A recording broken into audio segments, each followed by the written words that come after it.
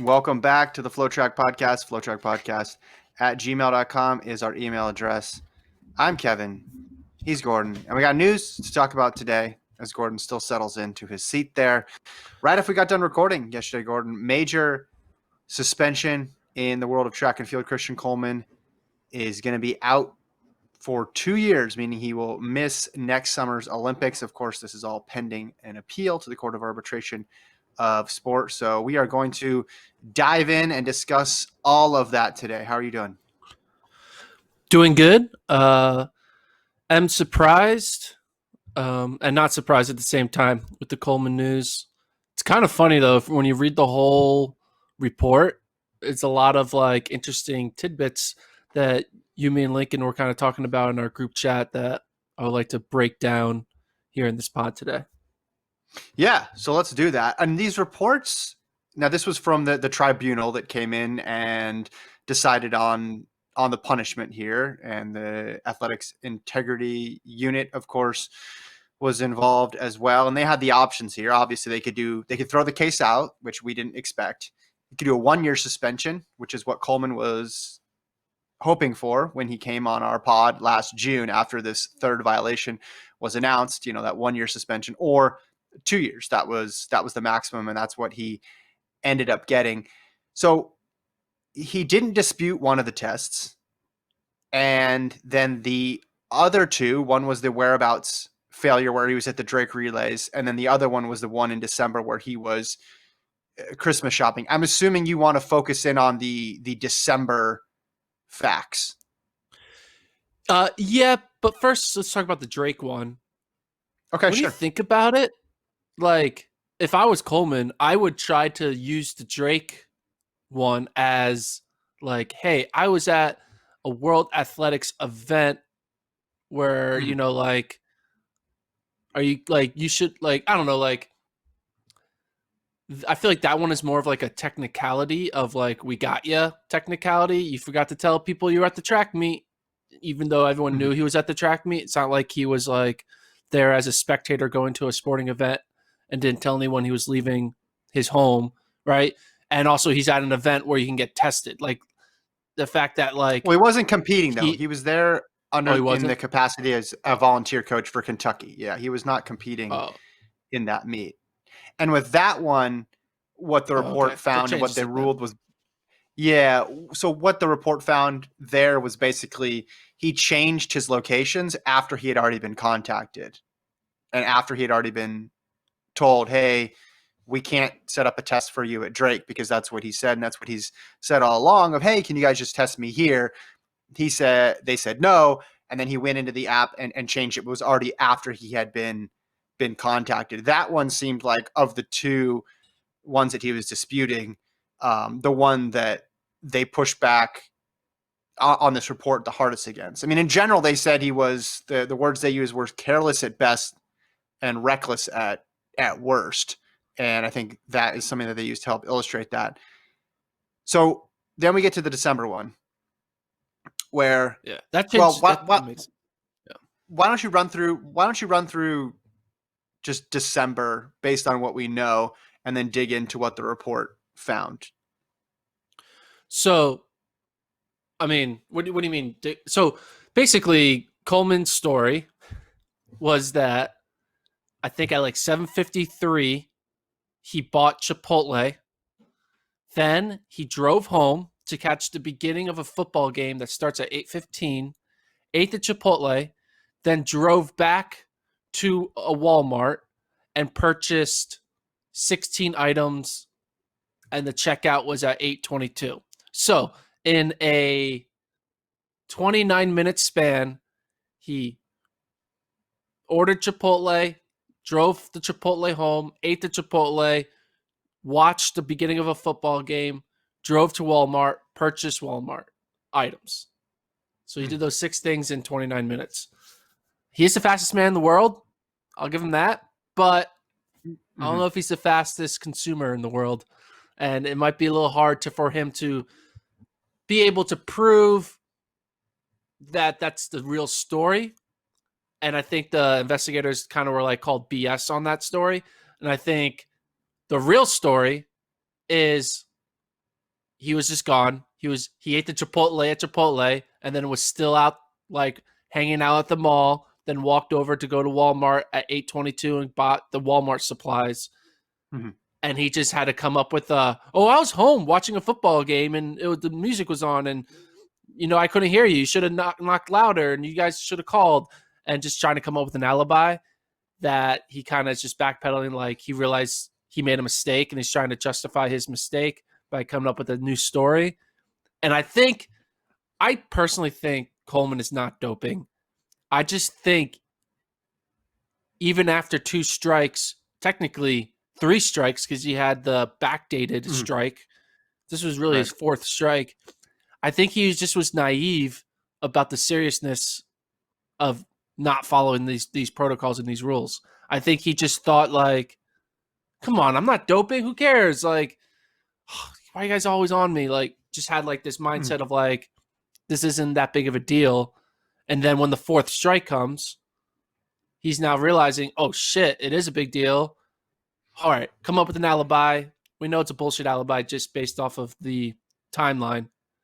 And yeah, it's where we are. And then, we can go into why they didn't call him, which you can talk about. But yeah, that 29-minute storyline of ordering Chipotle at 7:53, driving home, eating it, watching a football game, driving back out to order not 16 items from Walmart. It's just not really plausible. Right. And the main thing he mentioned the first time was at the mall, went to Chipotle, and then went home and watched Monday Night Football for the start at 8:15. And he said the window was 7:15 to 8:15, and that's when he knew he was there. The Walmart stuff was new to me. The Walmart stuff was new to me, and the fact that there were receipts that had him there at 8:22 again makes the whole timeline implausible. And they explain this in the report, and they put all these serious words to it, which makes it sound ridiculous. It's like, we concluded based on the times and distances, it would have been difficult for him to go home, not see anybody, not see the DCO, consume his Chipotle, which was weird because they just assume he ate his Chipotle, but it's like he could have just waited on his Chipotle. He could have put it in the kitchen and then gone out and left. The thing that's difficult to figure out is, how do you even drive there and back and buy 16 things in the course of a few minutes? That's the tough thing to figure out. But they put a lot of very serious words around it. You mentioned the phone call, and they're going to appeal this. And I think this, to me, looks like the only sort of path forward to get this overturned. And there might be other ones. I'm constantly surprised and constantly wrong. That's why I'm not a lawyer, about the intricacies of these rules and ways in which people can be clear to this. But he had mentioned he didn't get a call, and he had gotten calls previously, and they bring that up in the report, and they say, hey, listen, sometimes that's not the expectation. We are under no obligation to put do not call. But what Coleman was always wondering is, well, why does it say do not call? And it turns out the person who put do not call on there, the organization that put do not call on there, because there's a box. We've seen the report, right? He posted that on Instagram for everybody to see after this final missed test. That was the AIU, the out of competition testing manager for the AIU. And I'm reading from the report here. It says, he told us he gave this no call instruction for 3 reasons. And let me stop and say why this is important. Okay. First of all, because if you believe that he's not doping, right? This guy gets on the phone to call him and says, hey, Christian, it's 8:00. I've been knocking on your door for 45 minutes. You got to get here in the next 15 minutes or you get a failed test. He gets in his car. He drives immediately home. He takes the test. He presumably, if you believe that he's clean, passes the test. He does not have a 3rd strike. We get to January, right? And he doesn't have any other missed tests. Then that January test comes off the board. And then we go to April, and that one comes off the board because now we've gone 12 months. And he's fine. He competes this past year. And more importantly, he competes in the Olympics. That's why this is important, because it hinges all on that, if you believe that he's clean and he's not trying to evade it. Now, because whether or not if there was a phone call, he wasn't far away. because he was at a place that was nearby. So he had the ability to get there if there was a phone call.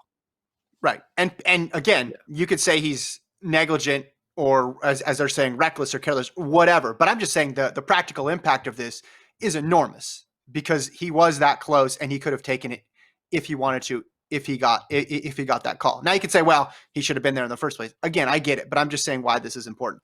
In any event, the AIU is saying there was no call instructions for 3 reasons. One, the athlete had in the relatively recent past missed 4 tests, and missed tests were always a warning sign in relation to an athlete. So that must be referring to prior years, because if he had missed 4 tests within the last calendar year, he'd have been out. So there must have been missed tests maybe in 18 or 19 that led up to this, but not meeting the threshold of 3 in a 12-month period. 2, in the past, there had been a combination of very good performances by the athlete and missed tests. I want to pause there for a second because I don't think this carries the weight that they think it does. Because Christian Coleman has had a lot of good performances in 2016, 2017, 2018. And in none of those years. And 2019. Right. But in none of those years, those early years, did he have 3 in a 12-month period. Why? We would have known about it because he would have been suspended. So I don't know if you can correlate missed tests to good performances, because I could pull up right now, 2017, he had way more than 3 good performances, right? That's sort of a weird way to phrase that. They're sort of making him seem as if a guy who randomly popped up and ran a good time and then went into hiding for a couple months and then popped up again and then ran a good time again. And I think that's a mischaracterization of that. And I would push back on that point. Again, you could believe he's in the wrong 100%, but I would push back on that point. And then 3, he had an impression that the athlete might have been forewarned on previous tests. That I don't know about and can't comment on. And I don't know how you would prove that one way or the other unless he told somebody. But what are your thoughts on these no call instructions, Gordon? I think all 3 of those reasons are just technical reasons. The real reason, I think, is pride. And I think they wanted to get AIU him. They wanted to get him. Was embarrassed that they thought they had him and it got overturned and he was able to compete at Worlds and then he was able to win a world title. Remember, AIU flagged him. It's like, hey, you can't compete at Worlds. He had to pull out of a Diamond League because of it. And then because of a technicality of backdating a test, he was able to compete at Worlds and, win Worlds. And I'm sure Coleman was probably quoted on camera saying they're out to get me and probably bragged about being innocent. I'm using quotes right here, being innocent. And I think AIU was like, fuck you. We're going to get you. And then they were like, all right, every time we got to test him, we're going to not call him because we're going to teach him a lesson that you don't mess with us. I mean, I'm projecting this. I'm not sure if this is actually, but I really think it was a vendetta of being embarrassed that Coleman got out of the backdated missed test technicality before Worlds.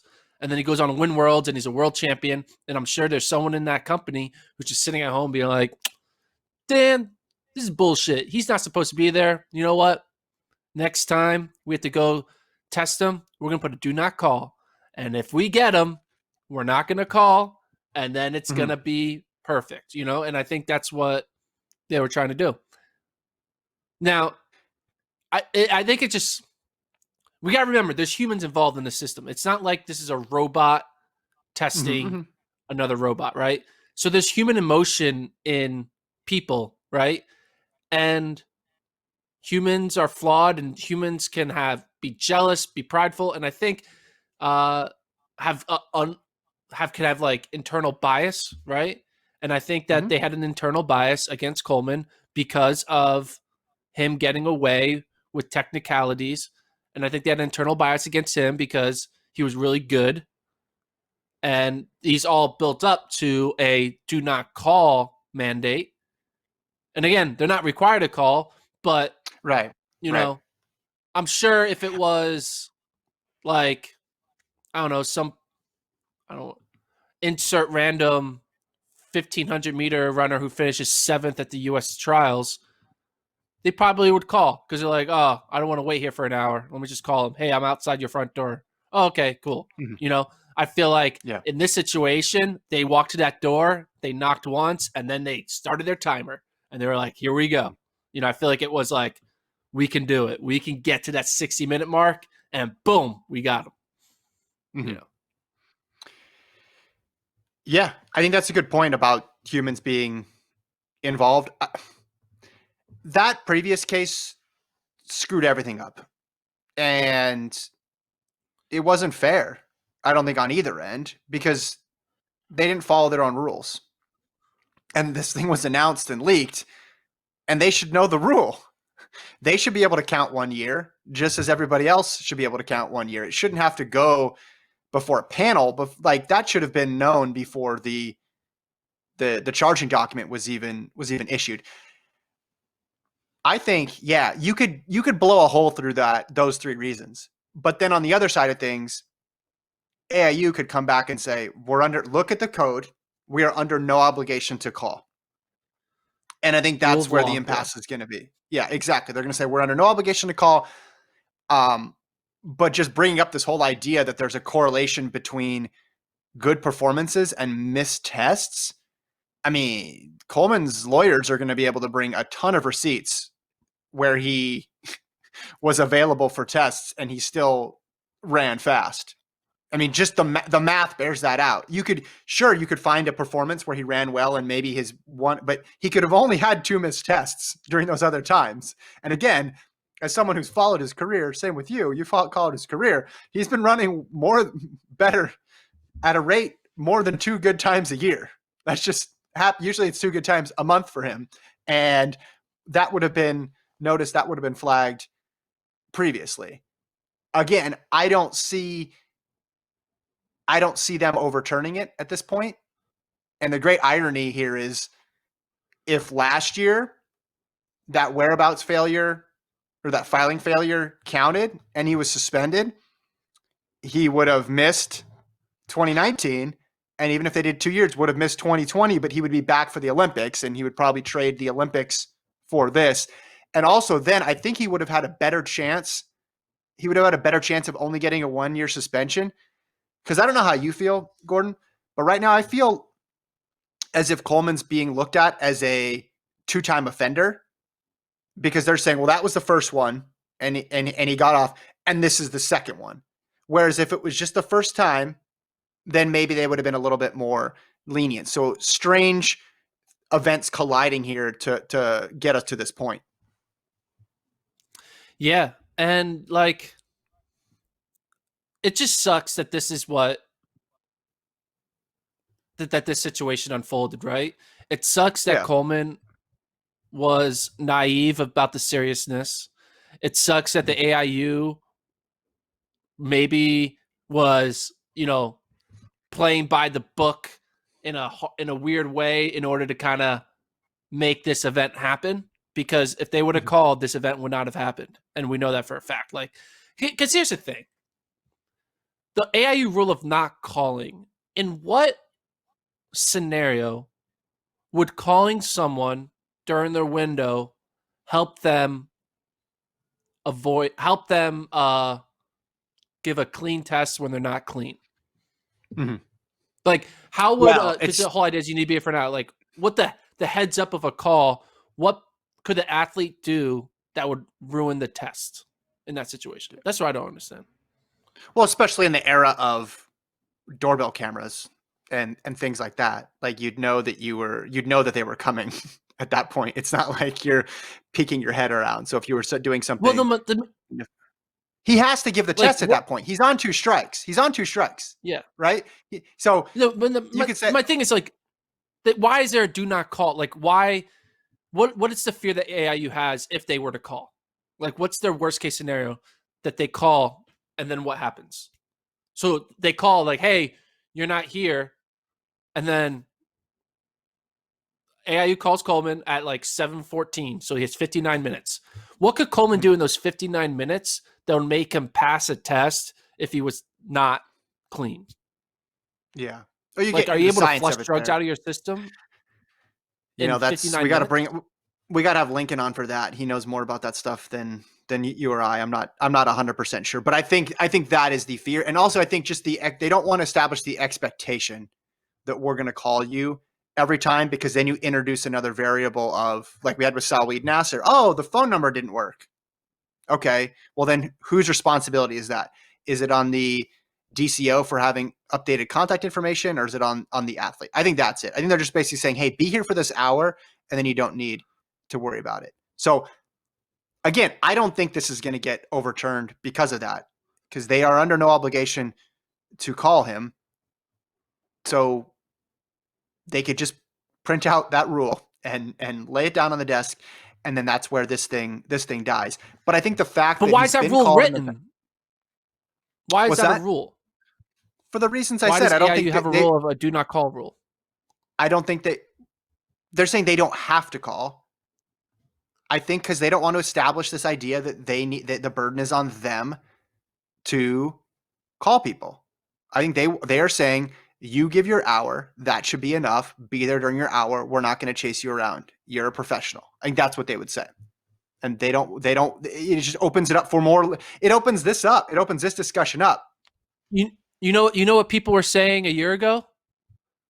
You only can get work done if you're inside of an office building. You need to come in at 8 a.m. every day and sit in a cubicle with a bunch of other people for 9 straight hours. And that's the only way you can work. Like, the people who are lazy and don't know how to get who are not committed to their job are the ones who are working from home. Well, look what happened. It looks like companies can still work from home, right? Is I this feel like about that's Coleman just like now? AIU. Well, no, I'm just saying, like, AIU, the whole idea, like, well, we don't want to have to deal with phone calls now. That's bullshit. Yeah. It's 2020, man. You like, if anything, it's going to make your job easier. You're not going to sit there for 59 minutes knocking on a door when you're like, you can send a text, hey, I'm here. Oh, boom. Like, yeah. There's like, imagine if DoorDash and Postmates had a do not call rule. They're like, no, you just got to be at the door when we come. Mm-hmm. Like, they're going to go out of business because they're like, shit, I don't want to wait here for someone to come to my door. I can just text them and they'll be here quicker. Like adapt to the times, right? Everyone has a cell phone on them. You could probably do more tests if you had a cell phone, right? And also, if they had a cell phone, then there's even more of a way to, like, prove that someone is truly trying to get out, because then you have two things they dodge. They dodge their phone and they dodge their address. Like, then you're like, all right, like, you have no excuse. Like, but again, I think in the time being, I just think until they rewrite it, I think what they're trying to do is minimize the amount of moving parts here, and that would add another moving part. And they're just saying, be there during that time. We don't want to give this idea of advanced warning, or we don't want to have to establish that we contacted you and what number did we use, and was that the right number? Was your voicemail inbox full? Were you on the other line? Were you out of cell phone service? All that other stuff. Anyway, so what's interesting here too is, because of the timing of this suspension and because the Olympics have been pushed back, this was really an all or nothing suspension. Because if the suspension was 1 year and he was eligible by May 2021, that's not really a suspension. He would be back in time for the Olympic trials, and he'd, of course, run at the Olympic Games. And then you do 2 years, and then now 2 years, he's gone for all of 2021 and comes back at the beginning of 2022. So he misses the most important competition of his career. And that's likely to say, because we talked previously about how many Olympics an athlete gets in their prime. If you're really, really good, maybe get to 3. Maybe get to 3 here. And this is his prime Olympics. So the punishment really was a balancing act here of basically nothing, or slap on the wrist, or extremely severe. And I think they weighed those two things and had to decide what they wanted. And that's the weird quirk of the pandemic, pushing it back, and all the strange timing of the first almost suspension, now the actual suspension. What do you think of? Let's talk about how this changes the 100, though. Do you want to talk about that for next year's Olympics? How old was Usain Bolt in 2016? Yeah, so how old was Usain Bolt in 2016? So he's 34 now. He's like 29? 30. 20, yeah. He was 30. Yeah. So Usain Bolt's final Olympics, he was 30, right? Mm-hmm. Coleman will be 29 at the 2024 Olympics. Yeah, and he'll be 25 next year. In 2016, a little too young, wasn't quite in his prime yet. Still got to experience the Olympics with the relay. But this was going to be it. And that's what I'm saying. It's crazy that the difference between those two rulings can't be understated in terms of his career. The difference between being suspended for a year and basically missing a non-championship year, but being able to compete in time for the Olympics and the trials in the Olympics. And then this, which is you get knocked out of your peak Olympic games. And obviously he was going to be the favorite.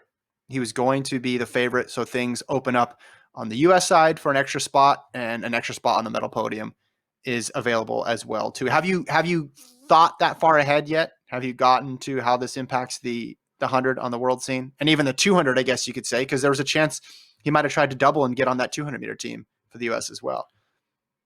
Yeah, I've thought about it. Who would you say is should we start at the world level, the Olympic level, or should we go right to the US level? Let's start. We'll start at the US level. Let's start at the US so who would level. Our team be? I think it's Lyles. It's Bromell, based on what he did. It's crazy that's Bromell, right? It's just wild. Dude, 2020, am I right? Like, that actually applies 2020 to is a great. Just everyone's like everything. Bromell's like, everyone's like, why is everyone hating on 2020 so much? This is the greatest year ever. The combination of factors that led to, if he wins it all next year, I don't think people are going to appreciate, because they're going to be like, oh, he was in the Olympics in 2016 and now he's back in 2020. What's the big deal? They're not going to understand, or 2021. They're not going to understand.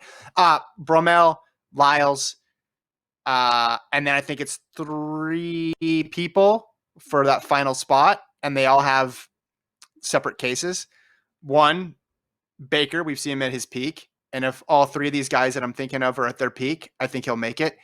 Gatlin, we don't know how much he has left, but if he has 90% of what he was at last year, I think he'll be fine. And then I don't think you can count out Mike Rogers, because he is 10-0, 9-9 till the cows come home. And I think he'll be right in that spot there next year. So if I had to pick between those 2 right now, I would say Baker would join Bromell and Lyles, but I think Gatlin and Rogers also have a shot. Yeah, I mean, I would.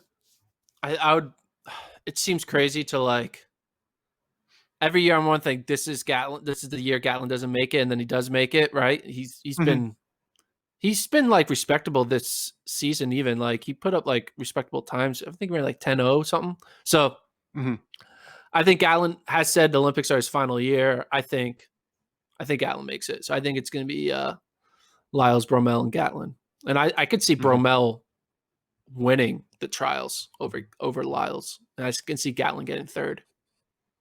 And you phrased this question before as, okay, let's talk about the US scene, and then let's talk about the world scene. I think Bromell and Lyles are going to be in contention for the gold. You could put Andre DeGrasse in there as well, but the US has been in a strong position in this event the last couple of years, ever since Bolt retired. It's been primarily dominated by the US at the top, and I think that continues. You want to look at the relay. I don't think there's going to be too much of a drop-off, because the US is so deep. And listen, US 4x1 and the Olympics, World Championships, comes down to the handoffs.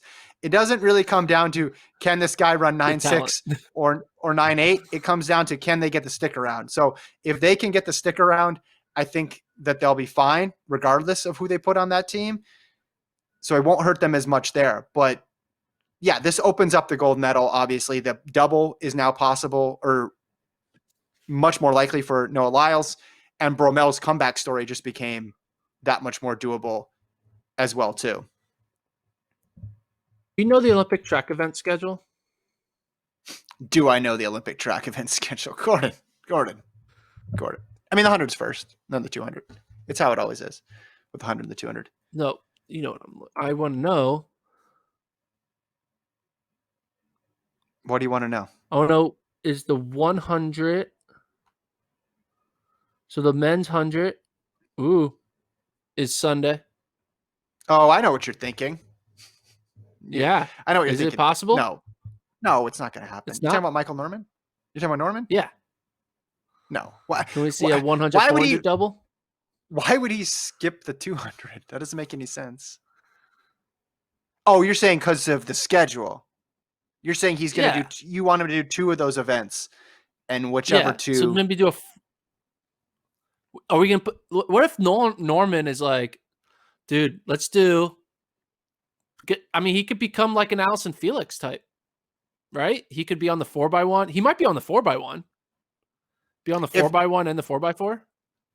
Listen, if Norman runs the 100 and the 400 in the Olympics, my head will explode, and I will get to Tokyo personally. I will find a way to get to Tokyo if Michael Norman. That's like a Safan Hassan type situation there. I think he's going to try to win the 400 because he got injured last year, and I don't think he's going to add more stuff. And if he can run the 4x4, that would be gravy. All right. So this is the schedule. He'd run the prelims. Are you looking at the trials or the Olympics? Olympics. You run on the Saturday the 31st. He'll run the 100-meter prelim. All right, whatever. You jog that. That means nothing. That's a stride for his.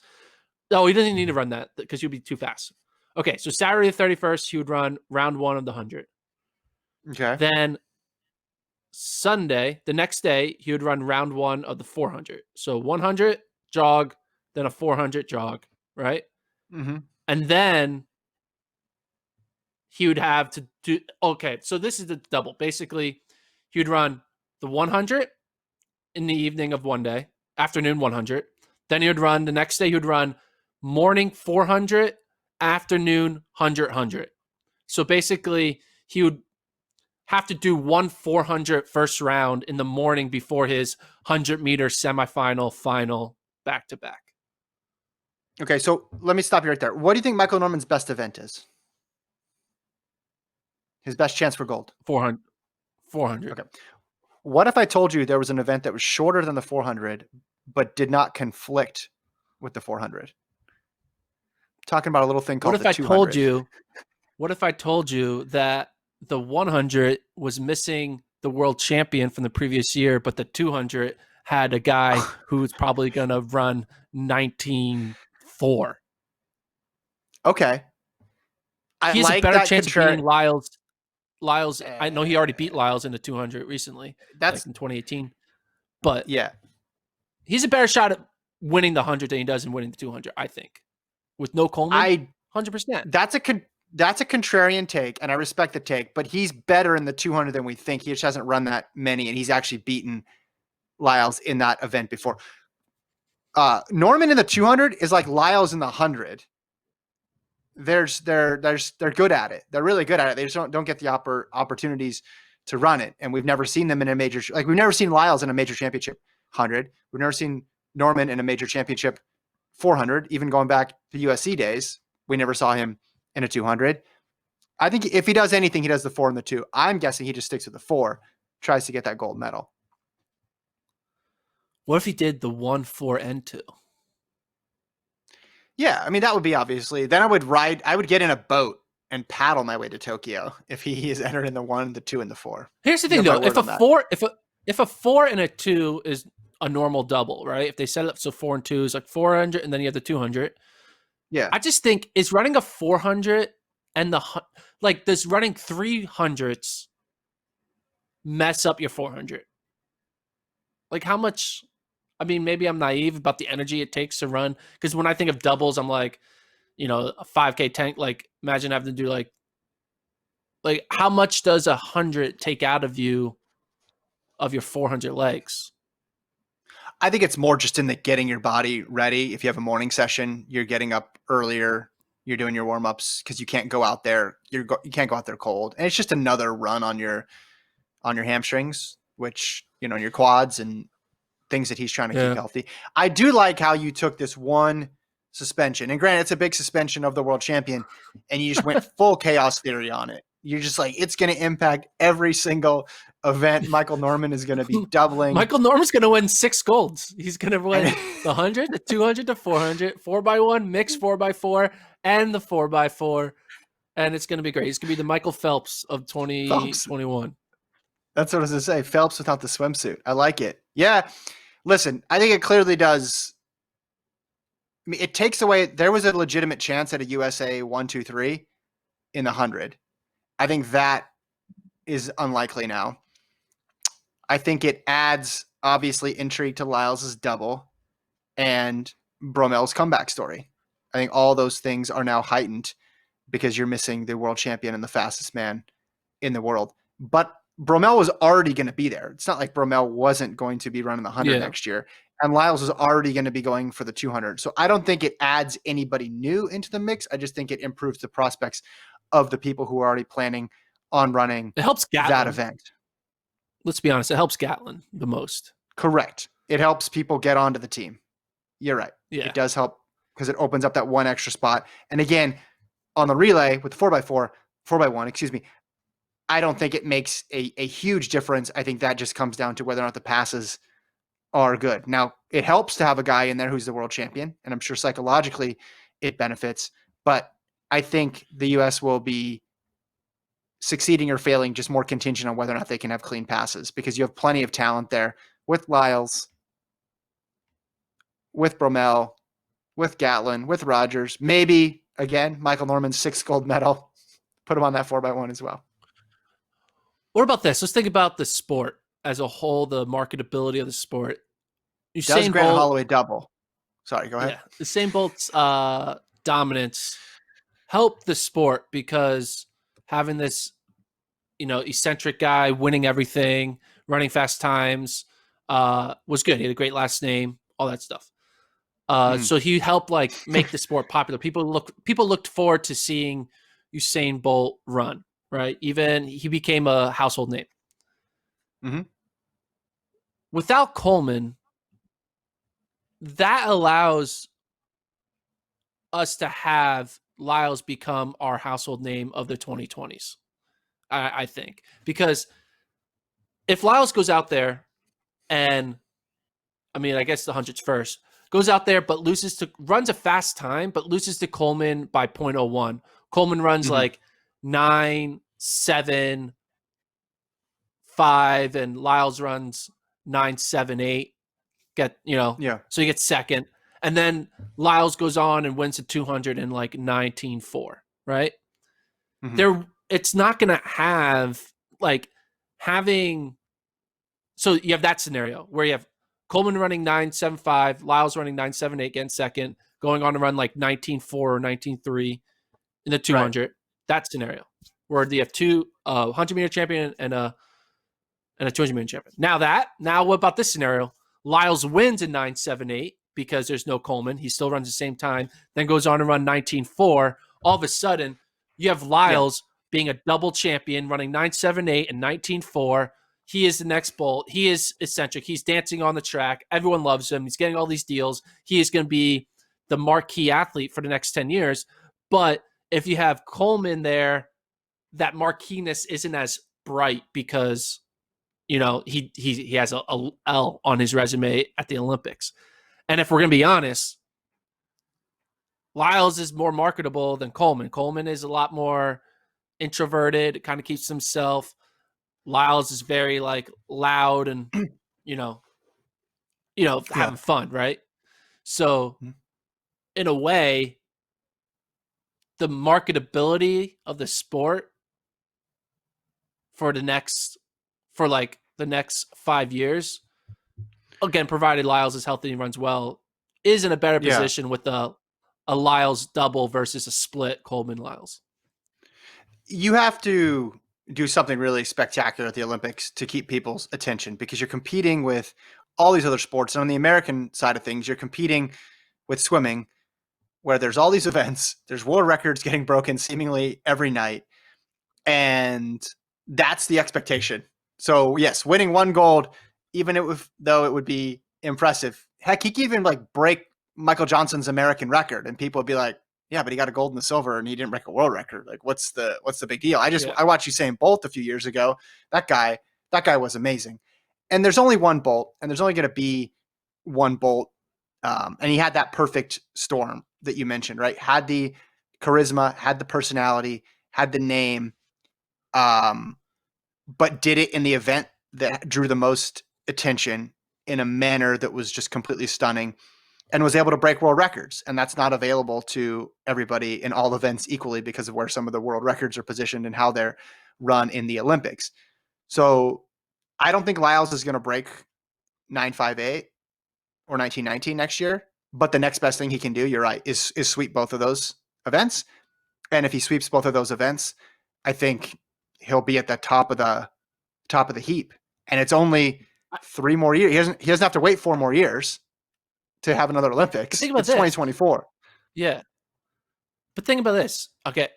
Imagine Lyles wins 100, then he breaks the American record in a 200, and then he anchors the 4x1 to win, and maybe they break the American record. Like, he could come out of 2021 as being like people be, because the last thing that they'll see is him breaking an American record, and people may not be like, well, Bolt breaks world records, whatever. I think people will be like, whoa, he got 3 golds, and then he goes into Eugene and he wins those 2. And then like people are going to be like, whoa, and maybe Coleman, maybe Coleman might not be on the top of his game in 2022, right? If you're going to have to go sit at home and watch the Olympics, you're not going to really have a regular season to get ready for the 2022 season. Because if he's not eligible till May, the trials are probably in June, right? He's only going to have like a month tune-up, and then he's got to be in trials mode. And, so I think that... Here's what we know. NBC likes to create stars, and they like to have a guy and a woman that they anchor their coverage around. And now it's gotten a lot easier for all the reasons that you mentioned. Lyles is going to be the person. Lyles is going to be the person they talk about in the lead up. They're going to have all the fun facts about anime and about rapping and about dancing and his really interesting and compelling backstory. And he's going to be in the promos. And then it's going to be up to him to back it up. But if he does what you said, you think he's capable of doing, wins those 3 golds, then he goes into 2022. And we've never had a home world championships outdoors. So we don't know what type of coverage there'll be for that. We would think the floor would be a world championships in another country. That's as low as it can go. And that doesn't get a ton of attention in the United States, but maybe it'll go even higher. And you're right. Then maybe he wins those championships again. Then there's 2023, which is a bit of a down year from the American perspective, because the world championships are not here. Now, globally, they're somewhere else, Budapest. So he goes and he continues to win. And then he's back to the Olympics again in 2024. So people might still remember him. People might be able to recall. I'm talking about the average American fans. Oh, that was only a couple years ago. That guy, oh yeah, he did the backflip when he won. Or he did this, or he did that. And I'm sure, he had the socks. Yeah. He had the outfit. I mean, then you could have his 2020. I mean, we're already projecting out Lyle's next 10 years, but then he has his swan song type, try to get the one last win in 2028 on home soil in LA, right? As a 30-year-old, kind of have how Bolt had his one last 2016. So do you know what else is in 2028 that he could be in the mix for? Presidential election. I'm just saying. Let's just push this. Is he 35? He has to be 35. Is he 35? Okay, so that's tough, because if he's that old, he might have a tough time at the Olympics. But if he's too young, let's see. He was born in. Well, wait, what year are we in right now? 2020? Oh no, he's not even going to be. Yeah, no, that's not gonna work. Okay, mayor of LA. He's 23. He was born in 97. 23. So he'd be 30. What would he be? 30 in 8 years. He'd be 31. Man, he'd only be 31. Okay. So we'll have to wait on that. 35. I like how you. So then 2032 election. 2032 election. He would be rip roaring and ready to go. Well, because he has to have then he'll have all the resume will be complete right in 2028. He'll have completed the athletic part, and then he has that 4-year campaign. Yeah. And then we just have an all track and field cabinet. Like Carl Lewis is there. He loves getting involved in politics, and we just have basically legends of track and field, right? Of being the ticket in 2032. Hey, Josephus, his brother's up there, like the chief of staff or something. That'd be pretty cool. Someone could write this book. I like how we've taken it to that level. Okay, who would be the press secretary for a Noah Lyles cabinet? Press secretary. Who would be the one who's like the hype man? Who would be his hype man? I guess Josephus, right?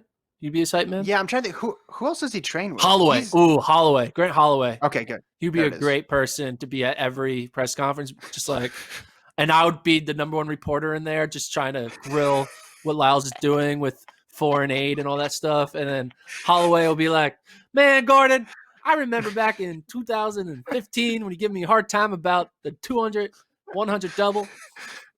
Oh man, that's great. I want this to happen. 2032.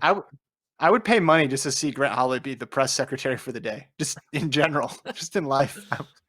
Just standing up there answering questions. It'd be amazing. Okay, what other effects are you thinking are going to come from this, if any? What are we not thinking about that could change because of the suspension? I mean, let me interrupt you to answer my own question. Here's the alternate universe. Coleman comes back. He's eligible in Eugene, gets his title back, and parlays that into redemption tour, wins in 23, and then wins in 24. And it'll be interesting to see how he's received by the public at that point. Yeah. It's also just like I don't want to bring that down as after we're talking about press secretaries, but the good old trope that you always see on the internet is like, if you look at the top 30 marks, everyone has a doping related offense to them except for one man, Usain Bolt, whatever. And they always like associate that everyone who runs fast at 100 has a doping whatever near them, right? Except for Bolt. Yeah. And I just think that now Coleman is going to be one of those statistics. And like, I wonder how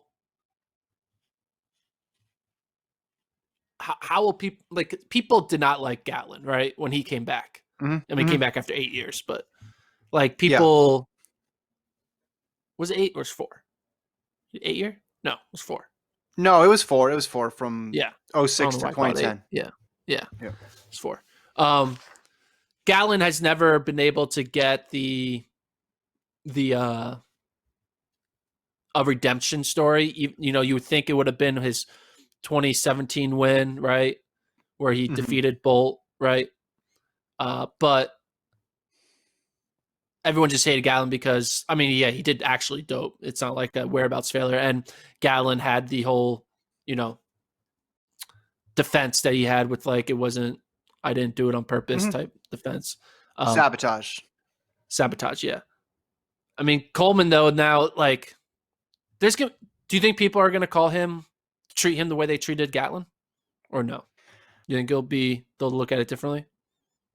I think it depends on how he handles it moving forward. And you touched on this earlier in terms of why AIU perhaps responded the way they did, because he was highly critical of them, both after the first time that he was supposed to be suspended and then the second time, he came on our podcast and laid out his thoughts there and didn't really seem to hold anything back. I think after he gets suspended and after he has time to think about it, reflect, and if he does miss the Olympics and the beginning part of 2022 and he comes back and he says, "Hey, I screwed up. I take full responsibility. I hope everybody knows I'm clean, and this was just more about me not taking care of the paperwork necessary. I feel like I've paid a price for that. That's fair, and I hope you can judge me on my career moving forward based on this. I think most people would be more welcoming than they are to Gatlin. With Gatlin, there's never been that moment with Gatlin. Even Tyson Gay, right? Tyson Gay was much more contrite after his suspension. I mean, he didn't throw himself at the mercy of the court. But if I'm remembering this correctly, he basically said, "Yeah, I put my trust in somebody I shouldn't have. Like I screwed up." Whereas there's Gatlin, it's never gotten to that. It's never gotten to that point. Here's the thing. Imagine Coleman runs 9.6 in 2022. Yeah. Every write-up about his 9.6 is going to have a paragraph about his whereabouts failure. Everything is going to have an asterisk on it, even if it's like a weird, like they're just going to have to be like, yeah, he's coming off of a 2-year suspension. Like if whatever performance he does in 2022, it's going to be prefaced with coming off for 2-year suspension. And we're like, suspension? Why is he suspended? What? Maybe, that's why he ran fast then, right? Like there's nothing he's going to be able to do to win. Like if he goes out and wins in 2022 and runs fast, it's all going to be like winning after 2-year suspension. Like it's just going to be, it's forever going to chase him. I agree with that. And I've never been disappointed when I've thought that track media is going to take the cynical approach. But what do you think, if there are persuadable people out there, which argument do you think is going to be more persuasive to them when he comes back? Is it A, I never did it, they were out to get me? Or is it B, I screwed up on the whereabouts stuff, I really apologize, I'm not going to make that mistake moving forward, but I'm clean? I mean, it's B. Right. Because I think by admitting some fault to it, people are more likely to believe your whole story. Yeah. Yeah, but some people, it's hard to do that, right? Sometimes it's easier just because we live in a society where even saying I'm sorry isn't enough, right? Like I think culturally, but that's not entirely. But we also allow a lot for comebacks. We also allow we forgive. Like Lance Armstrong has been able to rehabilitate his image. Now it's after his career, but I see him on the front covers of magazines, and he has his podcast, and people who aren't in like the endurance sports world take him seriously. Yeah. And that's like, I think people will.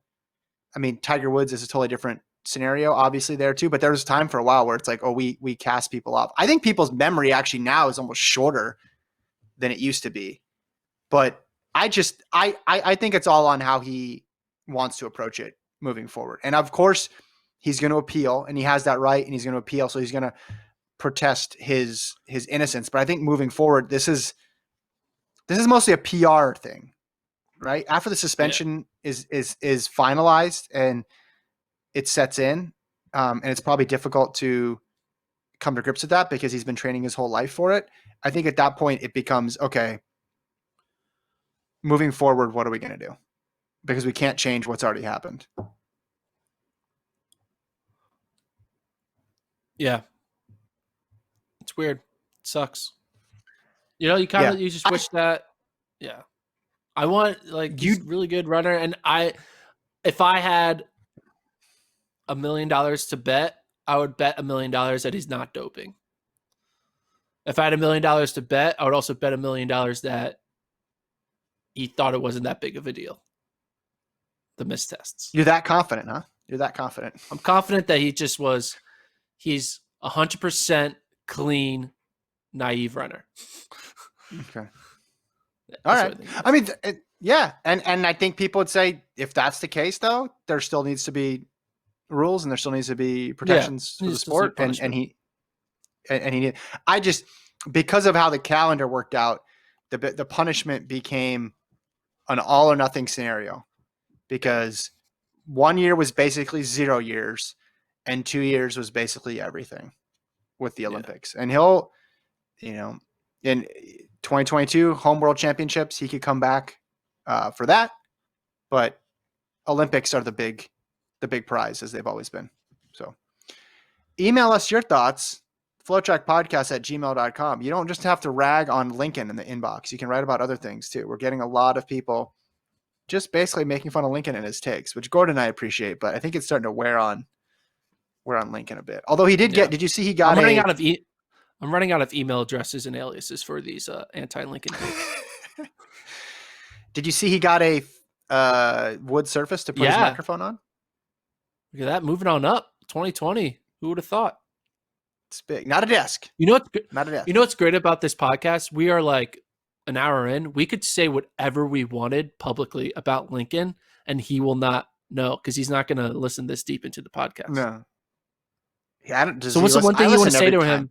What's the one thing you want to say to his face that you know he won't hear, but it's kind of funny that it's out there in the open, so you can always like, maybe one day he'll go back to episode 170, was it 77 of the FloTrack podcast? 9-8. Kevin said that about me? I'm just kidding. Lincoln's a great guy. Let's just be honest. I was gonna say I miss you. I was gonna look right into the camera and say I miss you, but I don't know if he definitely doesn't watch it. So I listen to all your guys's because number one, it's the best combination of the podcast, and number two, I want to make sure I'm not repeating what we do the previous day. I don't want to bring something up. And a lot of times I learn something when you're talking, especially cross country stuff. Speaking of cross country, you and Lincoln tomorrow are going to preview Friday's conference championships. Is that correct? Yeah, 100%. Conference weekend, baby. Got the Sun Belt, Conference USA, ACC, Big 12, and SEC. And then also we have the MAC conference in November. We have the Southern Conference in November. We have America's race in November. America? Lots of, Army versus Navy versus Air Force. Oh. It's being called America's race? Yeah. It's called America's Race, the Service Academy Cross Country Championships. Okay. Yeah. So the big three though coming up on Friday, which has March implications. Remember that, folks. It has implications on what happens in March. I don't want to divulge too much about your sources. I'm not going to include the name or that many specifics, but you were telling us about the story of one coach that you talked to about, hey, what are we going to do indoor XC? And their response was basically, I don't know. I got to figure that out. Yeah. How common do you think that sentiment is? I think it's common, right? Yeah. I think some people don't have to worry about it. There's a lot of coaches out there like, whatever, who cares if our 16-minute male 5K runners go do their cross-country thing. We're cool. Mm-hmm. We do indoor here. But, yeah, it's going to be interesting. Anyway, we'll talk about cross-country tomorrow. Email the pod, FloTrackPodcast@gmail.com. I'm Gordon. That's Kevin. See you tomorrow.